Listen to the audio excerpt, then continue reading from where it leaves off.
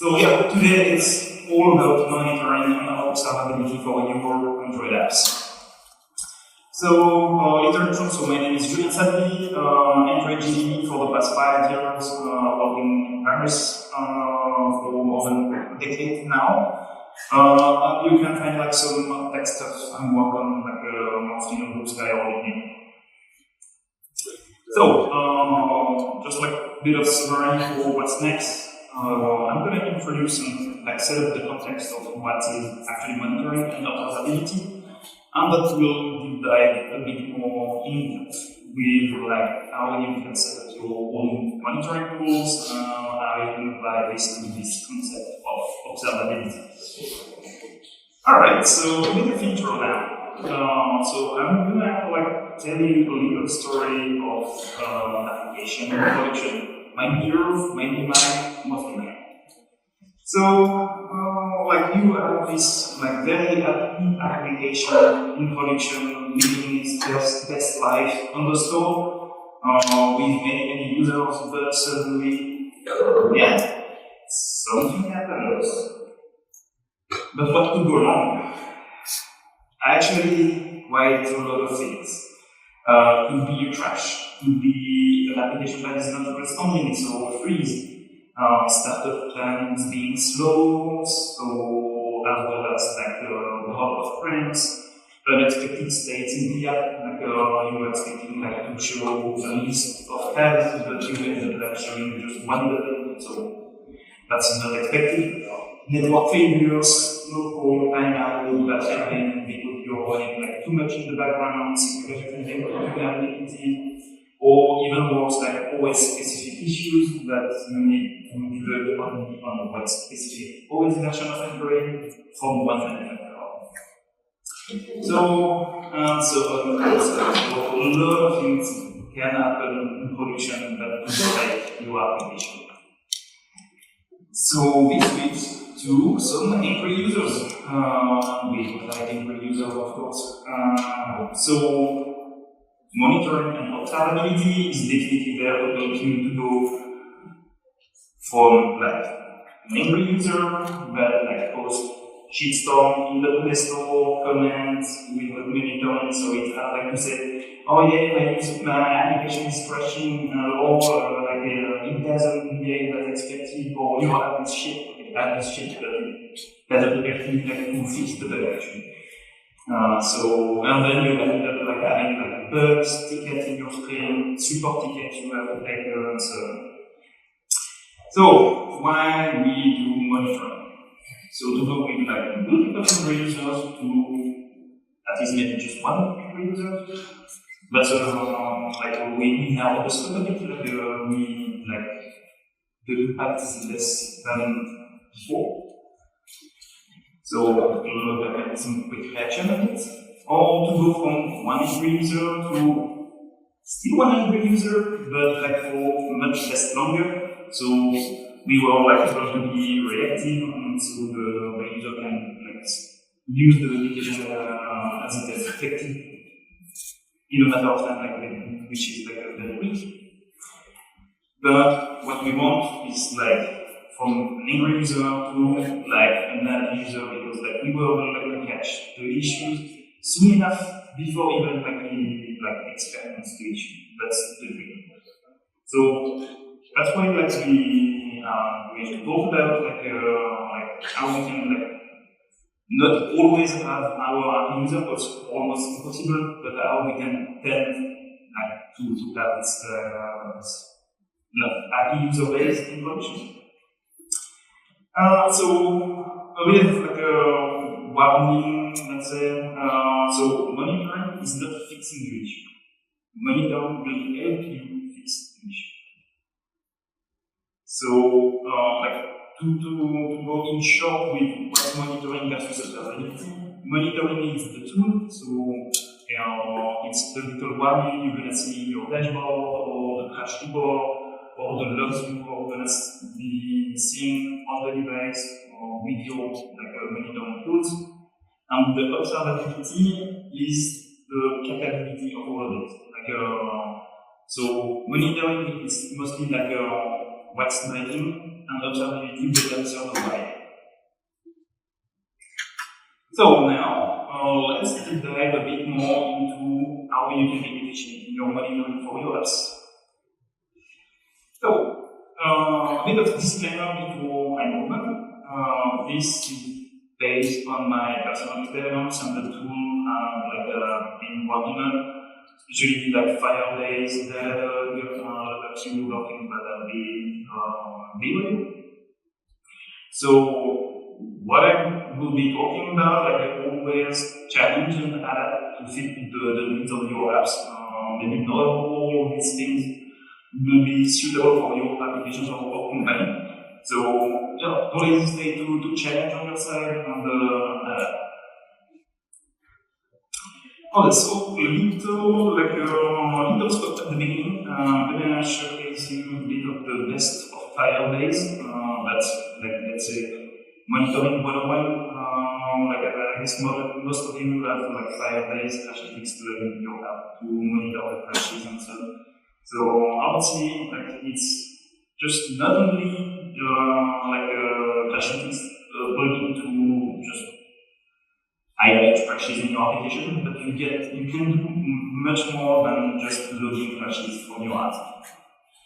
So alongside the crashes, you can also attach a message or an exception and log this exception as a non-fatal inside the platform, and the platform can ingest all the logs that been sent. I know the search within Crashlytics is not the best. So the most efficient thing when you are seeing lots of data, non-fatal logs and fatal logs, is to dump all the data to be read, and then the search will be within BigQuery. That's the most efficient thing to do. It might be expensive, because BigQuery is not free actually, but it will be the most efficient thing. So how you could send more than just crash data. So for example, on the Crashlytics user type, you can set the user ID you're using inside your app to actually identify the user from where the crash is happening. And you can set a bunch of custom keys, set the email address, the company ID, whatever which is relevant for you to identify this user, and to let's say deeper into what's happening and what was the issue. So it's up to you to pass any custom key you want. For example, you can also load non-fatal message, so you can call the log, and it will load the message inside the Crashlytics function as non-fatal. So yeah, one of the good things with Crashlytics is that they notify you when there are some velocity alerts and so on. But the default alerting of Crashlytics is by email. I don't know you, but I miss emails a lot. I'm very responsive on that. It's very easy to miss an email. So there is a very nice integration within Firebase, especially if you're using Slack. So you have this integration to log it within the Firebase console, so it can notify you in case of any new crashes, new NR, regression, or velocity alert. It's up to you. You can customize the whole package when from what you want to be alerted, and you will be notified in real time. So to us, at least in my team, it was much more efficient, and we were much more reactive when we were seeing new INR or new regression or velocity alerts with this notification instead of the classic. So yeah, we used to have that in within our emails, but in the different emails. So to do so, we will show you how to do it. So you go visit the Crashlytics console.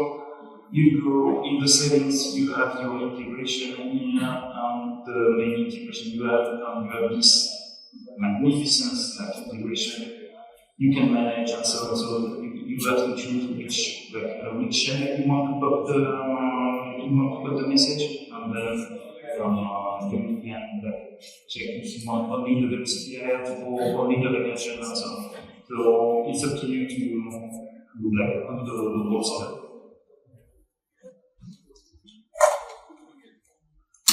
If you would like to deep dive on how to set up the whole thing with Stack and the Crashlytics integration, I recommend you to check out this tech post. It's very well written, and you will see all the steps with slides and otherwise. Also, one other very nice thing of Firebase is Firebase performance. So for this one, you will have some real-time performance monitoring. It automatically tracks some key metrics of your application, like startup time, screen rendering, request latency. So this comes with the whole package, no additional cost of the classic Firebase setup. You can also customize some tracing. So it allows us developer to define some filtered tracing inside your code base to load specific performance data. For example, some response size dedicated to a feature. I want to measure from the point A to the point B to see is it very efficient to go from this screen to the other screen, the workflow of my feature. So that's pretty efficient to measure actual things in the production environment. So it will allow us to do some proactive error detection. It's we can highlight anomalies, metrics that are too high, expecting to the baseline we want to reach, pinpoint some performance degradation in real time. So what about I was saying you can customize and use trace inside your application. So that's pretty simple to do. You open the performance button on the Firebase library. You define your new trace. So here, for example, inside our application, I wanted to trace from the start of when we are receiving an inbound call to the actual acceptance of the user in the stream to see how the latency looks like inside our application. So you define the trace, you call start, you put some attributes you want to track. So any ID, any things that can be relevant for the actual trace. And then at some point you can call stop, and then that's it. All the data will be automatically linked to Firebase, and you will have your metrics with all the state you put inside your attributes, and you'll be able to see the next dashboard about that specific trace. So inside your code, at some point you will just start and stop, and don't forget to hold the stop at some point. Otherwise, your metrics won't be. So yeah, I'm gonna show you a bit what is Firebase performance in real life. So on the side panel, you have Crashlytics, but you also have can find the performance thing. So you have mainly when you first see the screen, you have the app startup time when everything is set up already set up inside your application.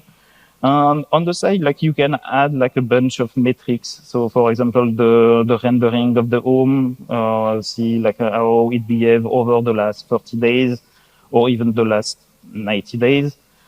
You have a bunch of metrics, the foreground, how the app is behaving in background, and so on. So you can find quite a few interesting things that can tell you, okay, why there is this is you can see a spike here, it's just before pushing to production, that was definitely misleading. But in the end, when you see the curve, you see okay, on average, the new build is faster than the old ones. So that's actually a pretty good news. So you can see the trends like this, like does my app like actually like is better at startup time or better with my trace I've like put inside my code and so on. So that's some pretty nice thing to monitor. There won't be some alerting, let's say. It's just like for you to go and be proactive on that monitor.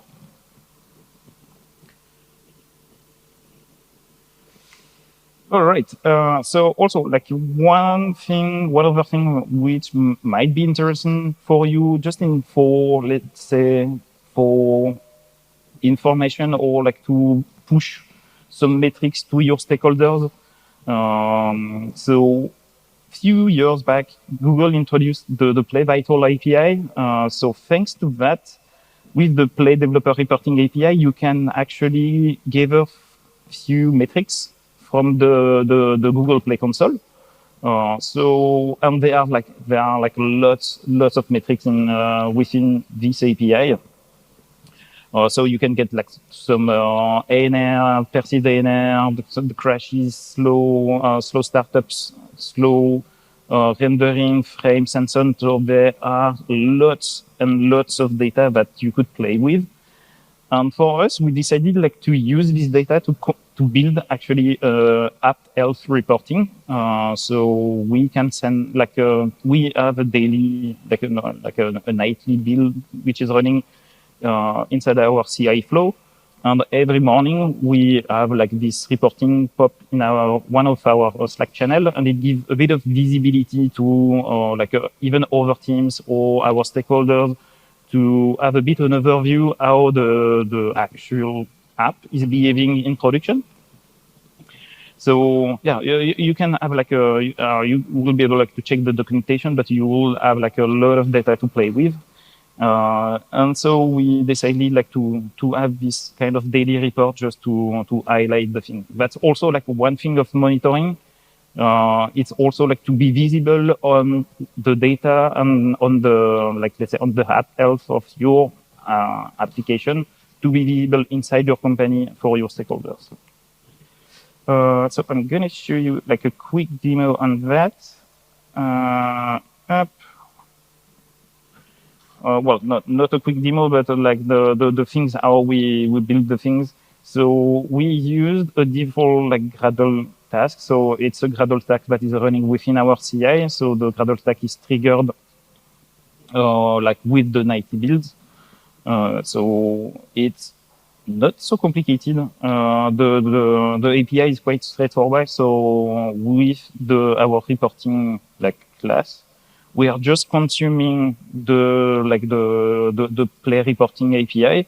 You just need to add the credential, do a little setup, and then just gather all the data you need to exploit and you want to display within your reportings. And then you can build your own reports. It can be like a Slack message we are posting within Slack, or you can build like your own HTML page or whatever report you want to do actually. It's just a matter of like using the data you are receiving with the Google Play Developer Reporting API. So it's pretty straightforward to use. The documentation is quite clear of which data you can play with.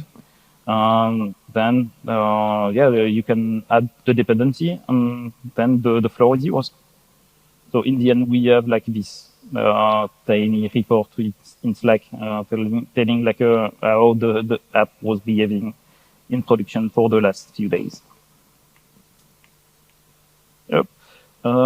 If you want to deep dive a bit like how we actually set up the whole thing, I wrote a bit like a tiny article a few months back, like how to set up the Play Developer Reporting API, how to use it, how to consume it. So if you want to build the same kind of stuff with the old Slack and Gradle integration, you can have a look, make it your own by tracking any data you want. Okay, so now I will move on a more, let's say, generic thing that will be the core of your monitoring. So I call this section like critical path logging. This is the goal. I'm going to expose the golden rule of actual monitoring. So I say golden rules. So we need to focus on the user impact. Even like when we want to log things inside our application, we don't want to log everything. We'll be lost with logs. We won't be able like to deep dive into where actually we want to search. So we need to identify the processes and all the flow that are the most visible to our user, such as like the app launch, the login. It could be like the more used features in your application, the one that actually gives your company revenue. And you need to prioritize all the golden paths, all the paths that are very important inside your application, and identify where the failures can have an impact on these flows. So it can be failures, it can be delays that leads maybe to frustration, or like a user wants to quit and just don't want to use their application. So target like the components that are more error prone, such as like if it's dependent on the network, where it can be easily to have like errors due to network failures, where it depends on some third-party library, for example, external API call, DB operations, and so on. So where there is like some critical use for your flow, highlight this and actually put a log in there. So as I said, like monitor the business critical function for your application. So identify this path that lead like to the actual core business of your application. So one of the most important things alongside that is like really identifying and pinpoint the point of failure inside your application. So all the critical paths that are inside your application that must be beforehand identified, and then you're gonna put some logs and some relevant logs. That's the most important thing. So you're gonna use some logs to capture like events for network errors, like condition that was like unexpected at some points, or any additional data that will help you identify why this issue happened in production and why this issue happened, for example, for this user because it was in that state. So maybe if you're like playing with one entity with the flow, maybe it's good like to log also the state of that entity. Like for us, we are like doing a lot of calls inside our application. So we have a huge state machine for like for the call to go from one state to another, and we definitely need to log the state transition to see if actually like the call behaves as expected. And if it's not, that's like that's the point of failure. Like we see that actually there is something like within the transition. So we highlighted the point of failure. So we are able to like to apply some action on it. All right. So yeah, I was talking about like the calls, and for example, this is our like let's say big overview of our application. So we consume an internal API, another like two API, one with GraphQL, one with REST. We have a few third-party library and third-party like block we are using, like Twilio, Pusher for the real time. We receive push notifications, we send analytics events and so on. So we are dependent of quite a few services, not only like things that behave inside the application, but like we are dependent of like many other services. So issues can come from many places, like bad payloads sent from the internal API, for example. Twilio broke the whole call system. We don't receive push notification in real time. There is some latency in that. We don't receive any push notification. So for example, we can't even start a call because we don't receive the invite. So we have like many points of failure alongside just a single flow, like just for example, receiving a call. Also within your application, like you define the architecture, you define how the code will be for you and your team. So there will be also like some many points of failure within your app architecture. So there can be like a failure inside the data source because like the mapping was wrongly made with the data you receive from your API. It can be at the domain level, so you implement actually a bad domain logic within your interactor, for example, which will lead like to potentially an unexpected state for a user, like some missing data and so on. Or it can be at the UI level, like here at some point, like you added like your shiny new compose screen, but you kind of mess up things and you do like so many recomposition. The UI is very slow, so it's not like coming from anywhere. Just like here, like it's coming from like the actual code you made. So it could come from many places, from the UI, the domain, or the data layer. This is why you need like to identify where like are the main points of failure of the entire critical flow.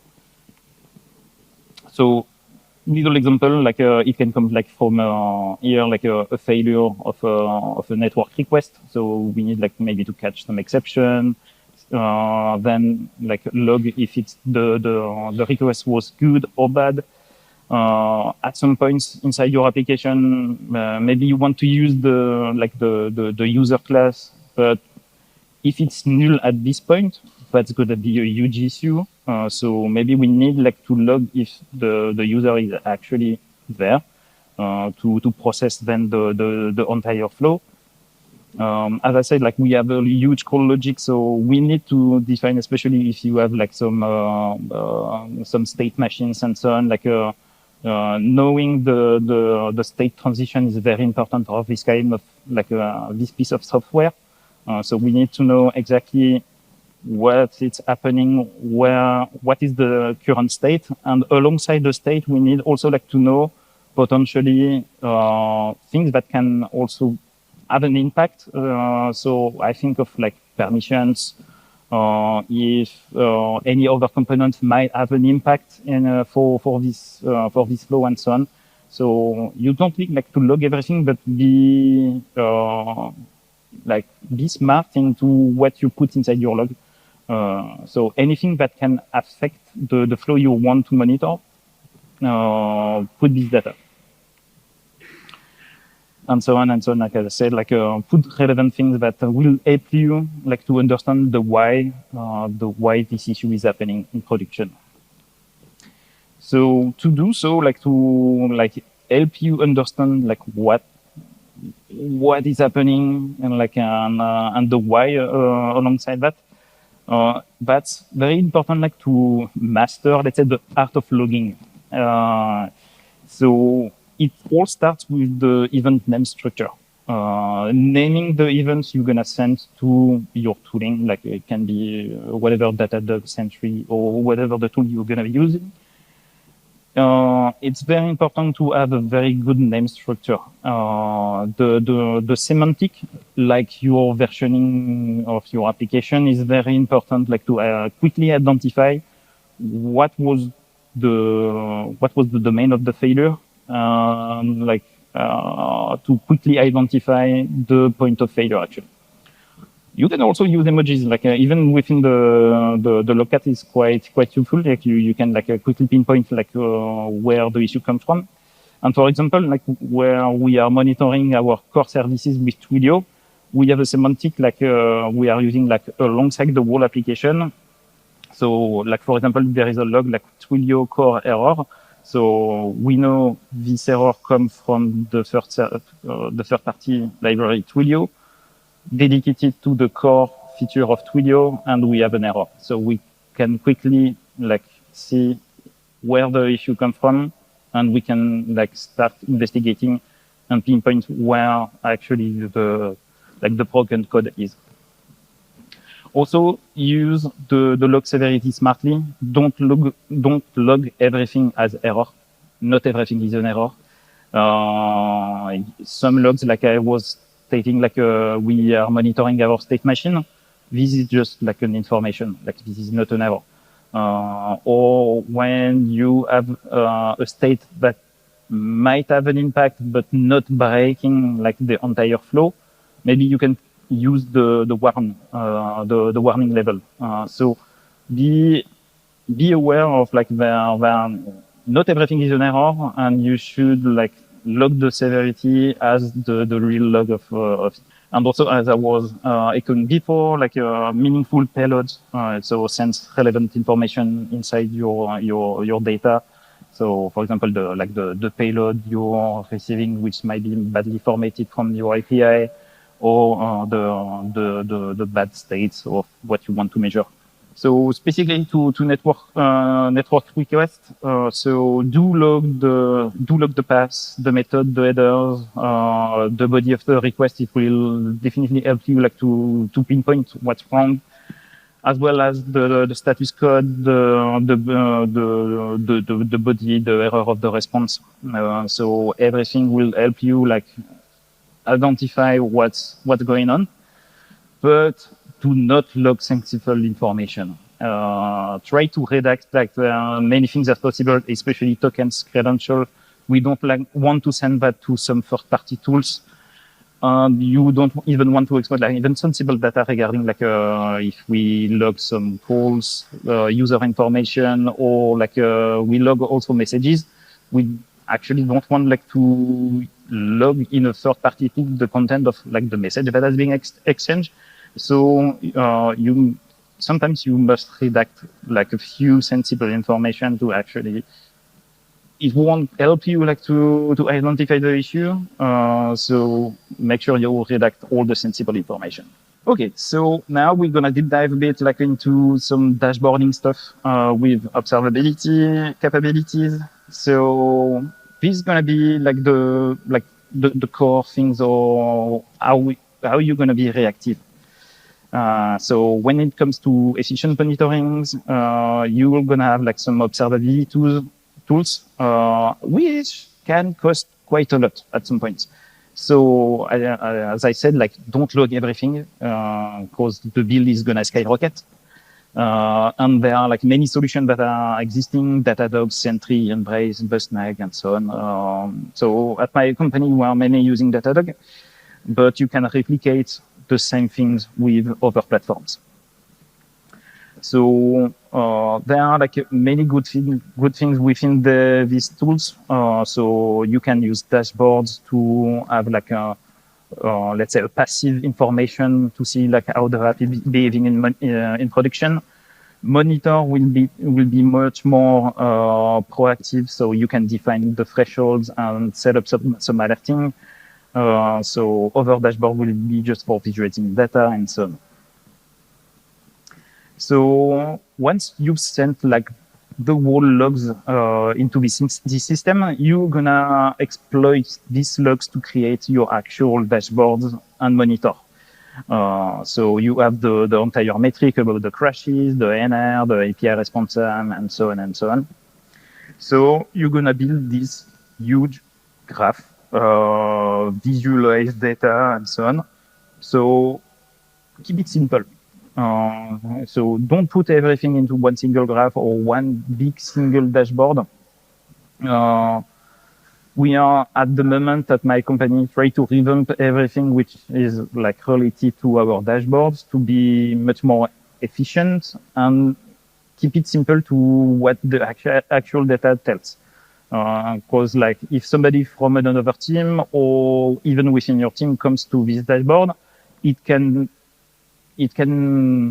should be simple at first sight. It should see, okay, what's wrong, what's good, even like if it's a non-tech person. So we should like keep the visualization as simple as possible, so everyone can understand what is happening at the moment. So, for example, like we actually did like one health dashboard quite recently, like to just have like a big overview of the application. So when you land on this dashboard, you have many pieces inside many small dashboards within the page, and you can quickly pinpoint, okay, like we have a role regarding like stability. So you can see at first sight the number of crashes and the crash recession rate.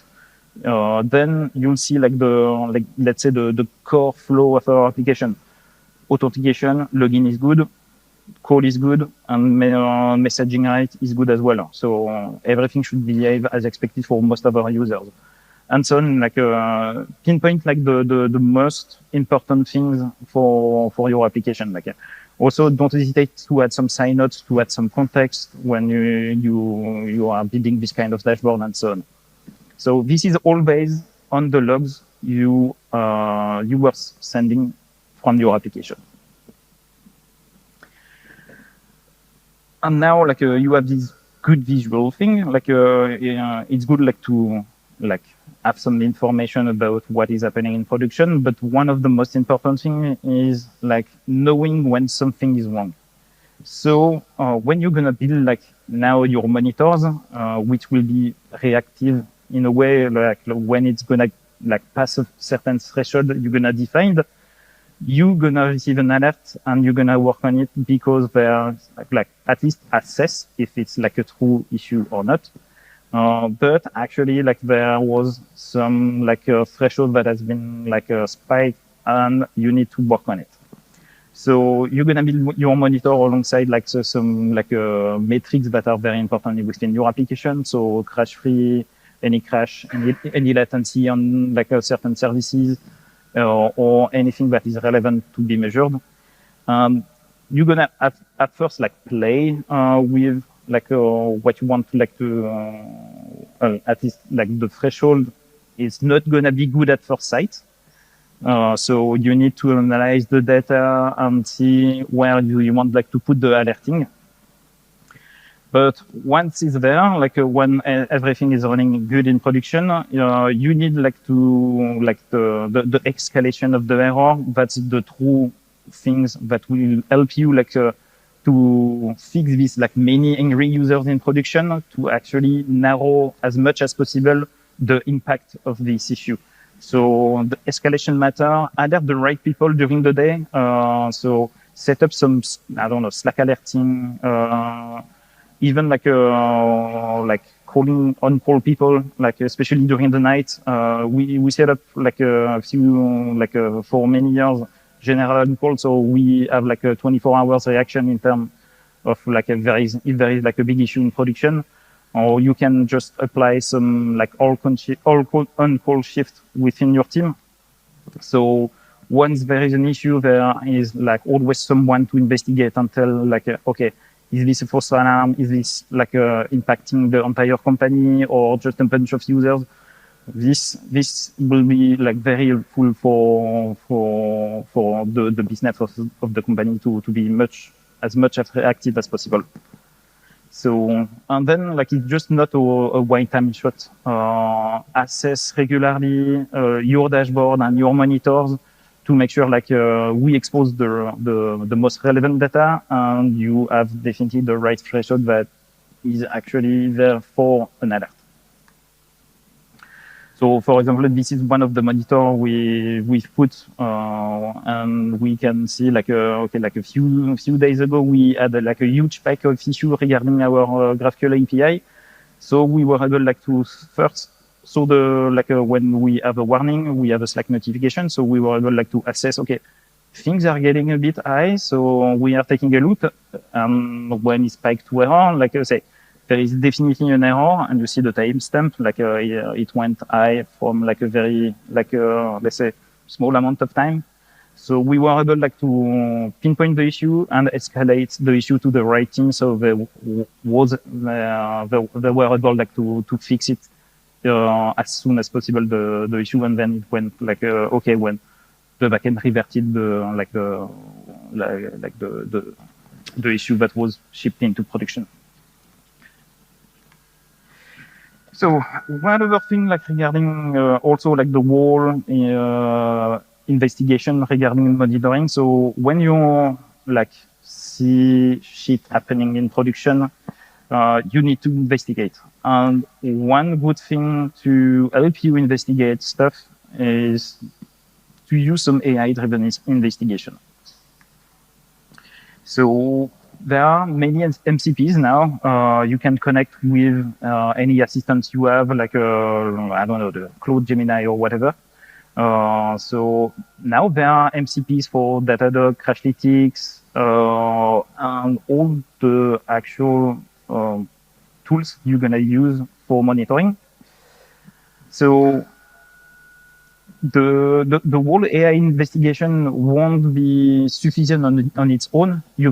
We've seen that, experimented that inside our company. So we gave like a bunch of tickets, logs, and so on, to try like just to let one LLM work on it.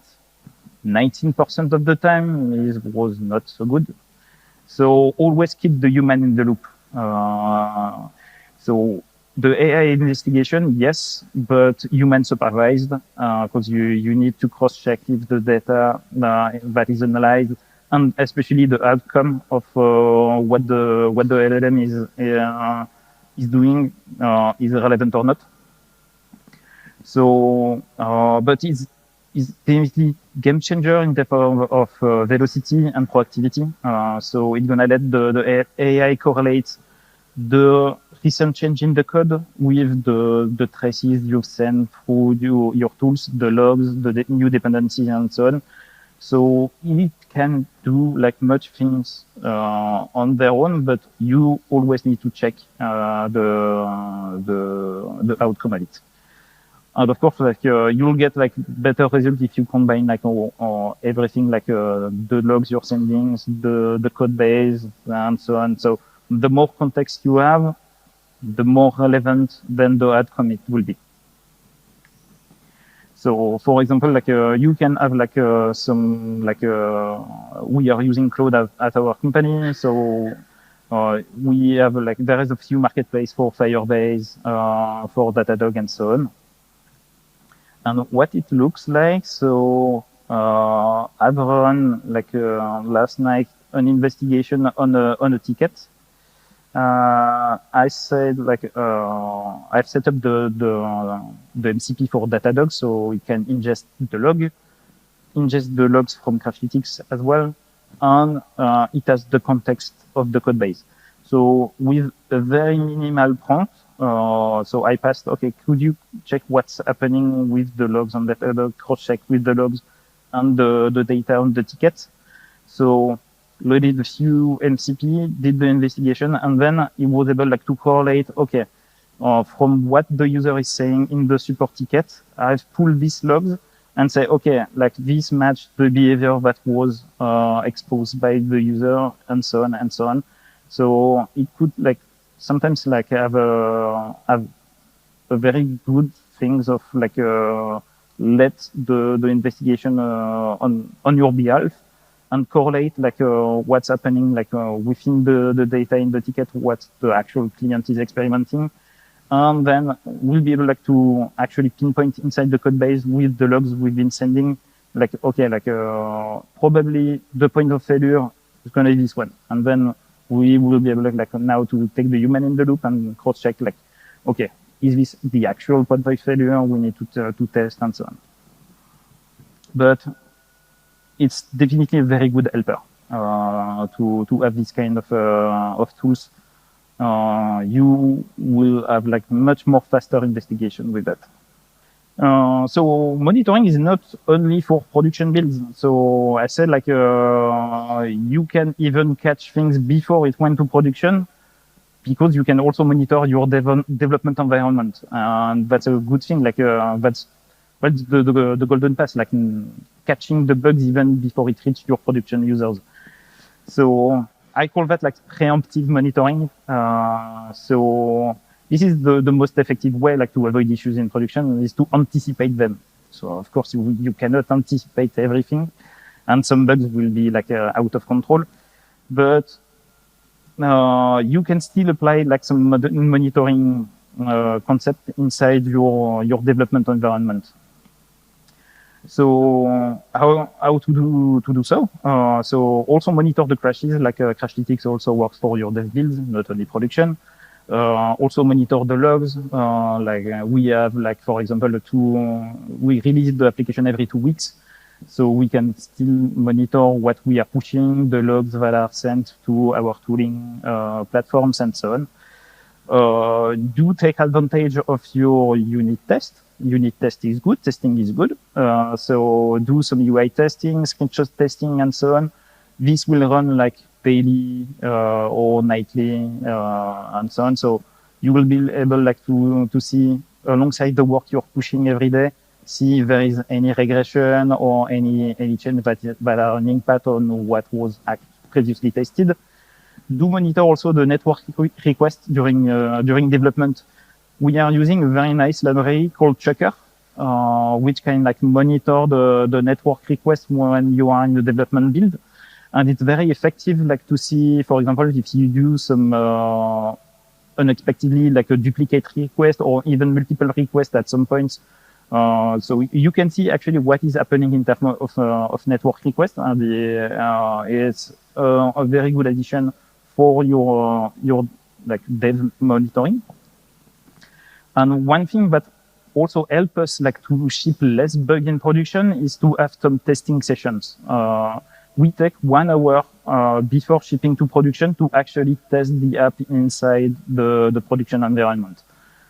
With our QA, with all the teams, the PM, we take 1 hour, test every like critical scenario of the application plus the new one we push with the release. And thanks to that, we were able like to catch, that's the final safety net, let's say, to catch the last bug before the application reaches production. And I don't know if I have time, maybe not. Can quickly show you Checker if you didn't see that. So I'm gonna plug my device. So the setup of Checker is quite simple. It's just an HTTP interceptor with a bunch of configuration. And that's pretty straightforward to add to your app. So you have the application, and this is our dev screen. I'm gonna enable Checker, launch the application. And when you see there is a tiny notification that popped, and then it will help you open the Checker activity. And inside this Checker activity, you will see like the overall network request that has been like sent regarding like the HTTP or the GraphQL request that was triggered within your application. And you can check like if there is any duplicate things, if the payloads are good or not. This one may be a very long one. So you can check like if there is like malformed fields and so on. So also check like if the request was like, let's say, fast enough. So you can monitor the duration of the thing and escalate if there is any suspicious thing regarding one request or another. So yeah, that's pretty much it. Like if I search Checker.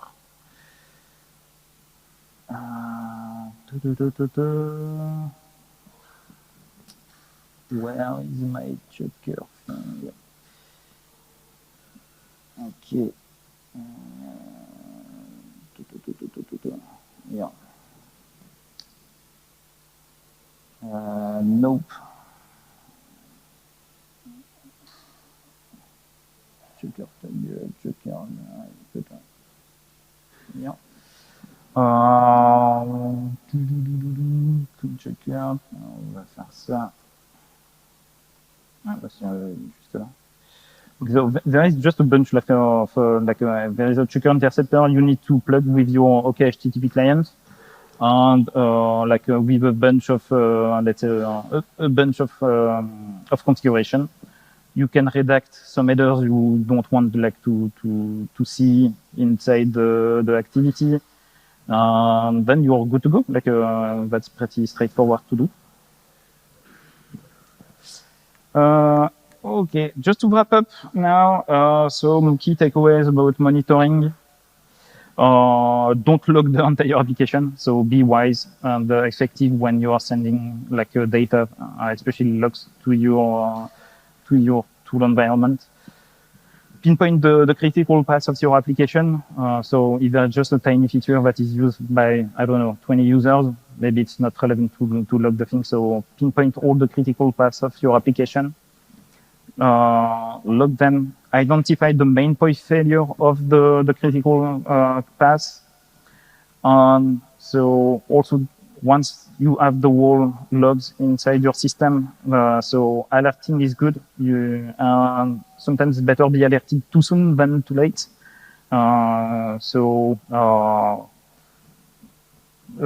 Be sure to put the right threshold, and performances are also very important to be monitored. Just not about logs, about a failure of the path, but about also the whole health of your application. For the observability capability, so assess the cost of each tool, obviously, create efficient and relevant dashboards to be informative enough to what you want to tell to your team, other teams, and stakeholders. As I said, better alerting too soon than never. MCP are a gold mine for investigation, so use them wisely. And I'll finish with a quote. I think my CTO sent a few days ago. Incidents do happen, and will happen. But what differentiates great companies from good ones is their ability to respond to incidents. So be sure you monitor the right thing and you are reactive and proactive when an alert comes up. So yeah, thanks a lot. Hope you a few insights about monitoring, and I wish you some happy smart monitoring. Thank you. Thank you, Julien. We have just time for one question because we are slightly over the time, so we will take the one upvoted. So it's from Miguel. Julien, how do you address privacy concerns and Azure user consent for collecting data like emails and IDs? What are the best practices to minimize frictions in the process? So privacy related to the question. So emails, we actually now don't collect them. So we remove them, especially for privacy concern. The whole privacy thing is handled by our legal team. We are lucky to us. We are not a B2C company. We are a B2B company. So when they are signing the contract, they are also signing the whole privacy package. But there are also if you are working on B2B, B2C companies, for example, within Datadog, you have a settings to say, does the user accepted or not the GDPR thing or the privacy, let's say the whole legal thing. So if it's not enabled, and if nothing will be collected from the app, if yes, of course, we will be able to collect the logs. But let's say Luckius is already inside the package of the company. But we are now only collecting IDs and company IDs, which is proper data to us, and data that cannot or can at least be less exploited by any attackers.